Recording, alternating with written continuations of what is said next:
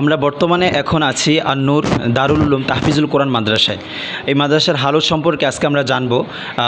মাদ্রাসার বাচ্চারা কিভাবে পড়ালেখা করে, কিভাবে তারা সামনের দিকে আগাবে, তাদের কাছ থেকে আমরা একটু এখন শুনবো তারা কি ভালো আছে নাকি খারাপ আছে। ঠিক আছে, তো আমি প্রথমেই চলে এলাম। তুমি দাঁড়াও বাবা, তোমার নাম কি? মোহাম্মদ ওমর ফারুক।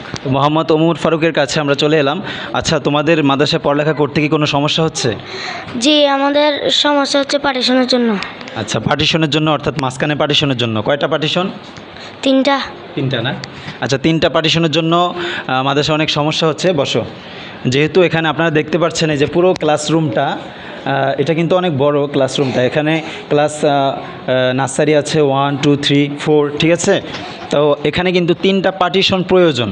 হ্যাঁ, তিনটা পার্টিশনের প্রয়োজন। এই যে এখানে একটা পার্টিশন প্রয়োজন, তারপরে দিকে আরও, তারপরে এখানে একটা পার্টিশন প্রয়োজন। ঠিক আছে, এ হচ্ছে দুইটা।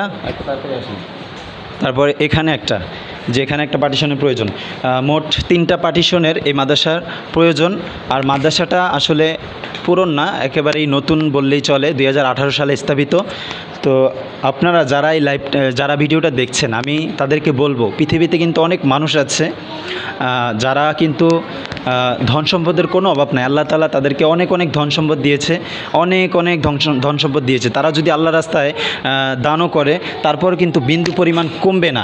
কারণ আল্লাহ তাআলা তো বলে দিয়েছেন, ধন সম্পদ দান করার কারণে কিন্তু কমে না, তার ধন সম্পদ বরং দ্বিগুণ আরও বেড়ে যায়। যেমন আল্লাহ তাআলা কোরআনের সূরা বাকারার 261 নং আয়াতে আল্লাহ তাআলা বলেছেন যে, মাসালুল লাযীনা ইউনফিকুনা ফি সাবিলিল্লাহি কামাসালি হাব্বাতিন আম্বাতাত সাবা সানাবিলা ফি কুল্লি সুমবুলাতিন মিয়াতু হাব্বা ওয়াল্লাহু ইউদাইফু লিমান ইয়াশা ওয়াল্লাহু ওয়াসিউন আলিম। অর্থাৎ আল্লাহ তাআলা বলেছেন যে যারা